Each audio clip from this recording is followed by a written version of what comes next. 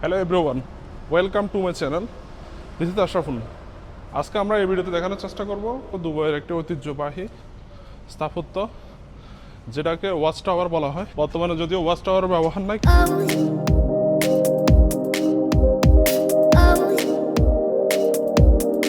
বর্তমানে এখন আমি আছি শেখ মোহাম্মদ বিন রাশেদ আল মাকতুমের দাদার বাড়ির ঠিক অপোজিট সাইডে, দারা সাইডে। এখানে আছে একটা ওয়াচ টাওয়ার।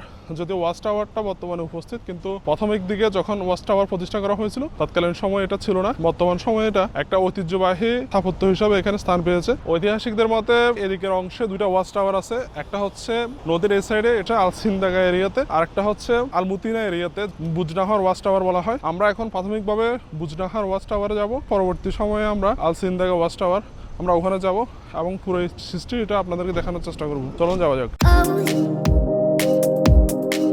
দুবাইয়ের রাস্তায় জাতীয় অনেকগুলো জিনিস দেখতে পাবেন। এগুলো সবগুলো হচ্ছে এক একটা জুয়ার অন্যতম আসর। বিশেষ করে এখানে যদি একটা কয়েন ফেলা হয় তাহলে আমরা একটা সময় দিব, এখান থেকে যে কোনো একটা জিনিস চুজ করে মেশিনের মাধ্যমে আটকে নিচে ফেললে এখান থেকে এটা কালেক্ট করা যাবে নিচ থেকে। এটা হচ্ছে 100 জনের মধ্যে একজন বা 1000 জনের মধ্যে একজন কালেক্ট করতে পারে।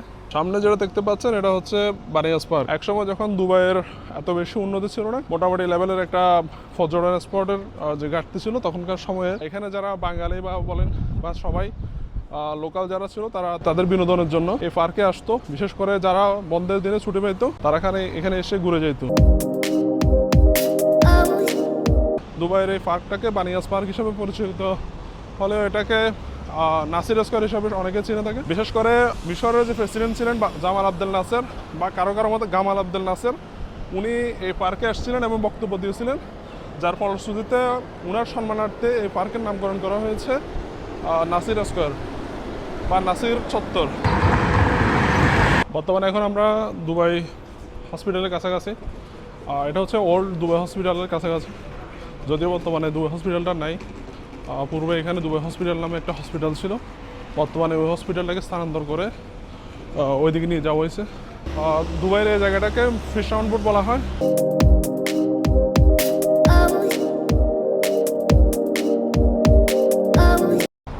আমি এখন চলে আসছি বুজনাহার ওয়াচ টাওয়ারের সামনে।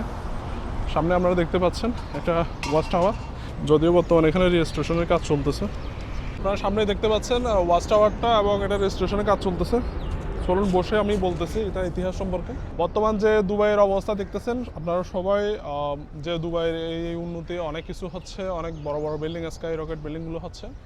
তো এটা মূলত দুবাইয়ের বিগত 50 বছরের উন্নতি। তো এর পূর্বে দুবাইয়ের অবস্থা এরকম ছিল না। এটা ছিল একটা হচ্ছে সম্পূর্ণভাবে একটা মাছ সংগ্রহকারী একটা গ্রামের মতো। তো ওখান থেকে ওনারা অনেক বেশি উন্নতি করছে। ওনারা মাছ সংগ্রহ করতেন, মুক্ত সংগ্রহ করতেন, এগুলো দিয়ে পূর্বে জীবিকা নির্বাহ করলেও বর্তমান সময়ে তেল, গ্যাস, পর্যটন, এইসব খাতগুলোর মাধ্যমে ওনাদের বেশি ইনকাম হয়ে থাকে। এই বিল্ডিংগুলা বা ওয়াচ টাওয়ারগুলা, এগুলোর দরকার বা প্রয়োজনীয়তা কী ছিল? আমার সামনে যে বুজনাহার ওয়াচ টাওয়ারটা দেখতেছেন, এটা প্রতিষ্ঠা করা হয়েছিল 1870 সালে। তৎকালীন সময়ে যদিও বা এটা পুরোপুরি ইমারতের অংশ ছিল না, এটা প্রত্যেকটা এক একটা প্রভিন্স বা খণ্ড খণ্ড শাসকের অঞ্চলে বিভক্ত ছিল। দুবাই শাসন করত বর্তমান যে শাসক শেখ মোহাম্মদ বিন রাশেদ আল মাকতুম, উনার ফ্যামিলি, এবং বর্তমানে উনারা শাসন করতেছেন সুদীর্ঘ প্রায় 200 বছরের কাছাকাছি। 1833 সালের দিকে উনার পূর্বপুরুষ মাকতুম উনি এই অঞ্চলটা স্বাধীন করছিলেন। মূল প্রশ্নটা হচ্ছে এই যে ওয়াচ টাওয়ারগুলো প্রতিষ্ঠা কেন হয়েছিল? এই সামনের যে ওয়াচ টাওয়ারটা দেখতেছেন এটা হচ্ছে 1870 সালের দিকে প্রতিষ্ঠা করা হয়েছিল। বর্তমানে মানুষের আকাশ প্রতিরক্ষা ব্যবস্থা আরো বিভিন্ন উন্নত প্রযুক্তি আসছে। তৎকালীন সময়ে বিশেষ করে আশেপাশের অঞ্চলগুলো থেকে ওনাদেরকে নিজেদেরকে রক্ষার জন্য এই ওয়াচ টাওয়ারগুলো ব্যবহার করা হতো। বিশেষ করে ওয়াচ টাওয়ার উপর থেকে দেখা যেত যে বাইরের কোনো অঞ্চল থেকে সৈন্য বা কোনো ধরনের হানা আসতেছে কিনা। তো যাতে বাইরের অন্য অঞ্চল থেকে সুরক্ষিত থাকে শহর, যার জন্য ওয়াচ টাওয়ারগুলো ব্যবহার করা হতো। তার মধ্যে বুজনাহার ওয়াচ টাওয়ার যেটা, এটা খুবই অন্যতম, কারণ এদিক থেকে শারজাহ অঞ্চলটা ছিল এবং ওয়াচ টাওয়ার থেকে ওই দিকের অংশটা দেখা যেত। বর্তমানে যদিও পুরোপুরি ইমারতের 7টা স্টেট মিলে ইমারত প্রতিষ্ঠিত, তৎকালীন সময়ে প্রত্যেকটা অঞ্চল আলাদা আলাদা ছিল। দুবাই, শারজাহ, আবুধাবি, এভাবে বিভিন্ন অঞ্চল এক একজন শাসক বা এক একটা গোত্রের অধীনে ছিল। বর্তমানে যদিও এগুলা এক একটা প্রভিন্স হিসাবে আছে এবং টোটালি একটা ইমারত বা রাষ্ট্র হিসাবে আছে।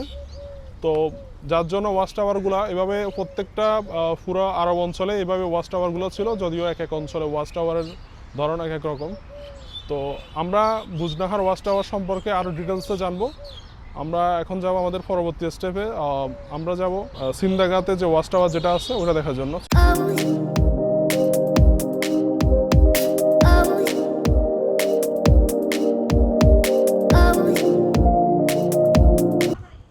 অবশেষে আমরা আল সিন্দাগা ওয়াচ টাওয়ারের সামনে এসে পৌঁছেছি। সামনে দেখতে পাচ্ছেন আল সিন্দাগা ওয়াচ টাওয়ারটা দেখা যাচ্ছে। তো আমরা যখন বুজনাহার ওয়াচ টাওয়ার ভ্রমণ করতে গেছিলাম তখন আমরা অনেকগুলো বিষয় স্পষ্ট করার চেষ্টা করছি। ওয়াচ টাওয়ারগুলো প্রয়োজনীয়তা কি ছিল। বুজনাহার ওয়াচ টাওয়ারটা প্রতিষ্ঠা করা হয়েছিল 1870 সালে। এই যে এখানে সামনে যেটা দেখতে পাচ্ছেন সিন্দাগা ওয়াচ টাওয়ার, এটা প্রতিষ্ঠা করা হয়েছিল 1933 সালে। আর বুজনাহারের থেকে এটা 63 ইয়ার্স পরে। এই ওয়াচ টাওয়ারগুলোর প্রয়োজনীয়তা তো বলা হয়েছে, তার মধ্যে সিন্দাগাটা একটু অন্যরকম। কারণ হচ্ছে বুজনাহার যখন প্রতিষ্ঠা করা হয়েছিল ওয়াচ টাওয়ারটা, তখন প্রতিষ্ঠা করার উদ্দেশ্য ছিল বাইরের কোনো টেরিটরি থেকে যাতে কোনো ধরনের শত্রুর আক্রমণ বা কোনো ধরনের বাইরের স্টেট থেকে যাতে আক্রমণ না হয় সেজন্য ওগুলো প্রতিষ্ঠা করা হয়েছিল। আর এদিকে এটা প্রতিষ্ঠা করা হয়েছিল মূলত যখন এরা ক্রুশিয়াল স্টেট হিসাবে যখন ব্রিটিশের সাথে একটা চুক্তিতে গেছিল, তার ফলশ্রুতিতে ওনাদের সমুদ্র রক্ষার জন্য সমুদ্রপথে যাতে কোনো শত্রু আক্রমণ করতে না পারে তার জন্য ওনারা এই ওয়াচ টাওয়ারটা প্রতিষ্ঠা করেছিলেন। বিশেষভাবে ওয়াচ টাওয়ার প্রতিষ্ঠার মূল উদ্দেশ্যই হচ্ছে কি তাদের নিজেদের স্থাপত্যগুলোকে এবং নিজেদের জনগণের মধ্যে নিরাপত্তা দেওয়ার জন্য। এখানে সিন্দাগা ওয়াচ টাওয়ার আর একটা বিশেষত্ব হচ্ছে সিন্দাগা ওয়াচ টাওয়ারটা প্রতিষ্ঠা করা হয়েছিল 1933 সালে, আর এটাকে রিনোভেট করা হয়েছিল 1994 সালে 92 সালে।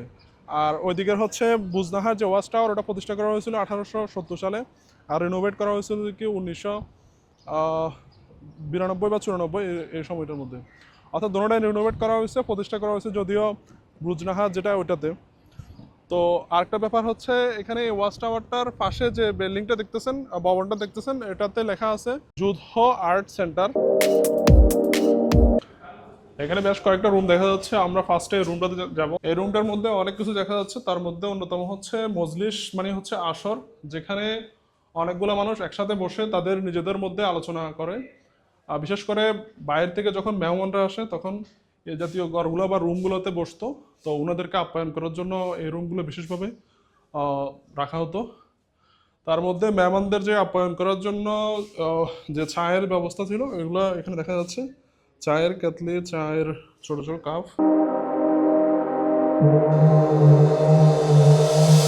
এটা হচ্ছে লাউঞ্জ 2।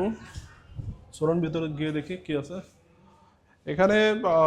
মেহমানদের জন্য কিছু ওইভাবে দেখানো নাই, কিন্তু অনেকগুলো অলংকার ডিসপ্লে করা আছে। এখানে লেখা আছে শেখ খলিফা অ্যান্ড শেখ হাসানা রুম। এই রুমটার মধ্যে এটা আর্ট গ্যালারির মতো করে কয়েকটা আর্ট ডিসপ্লে করা আছে।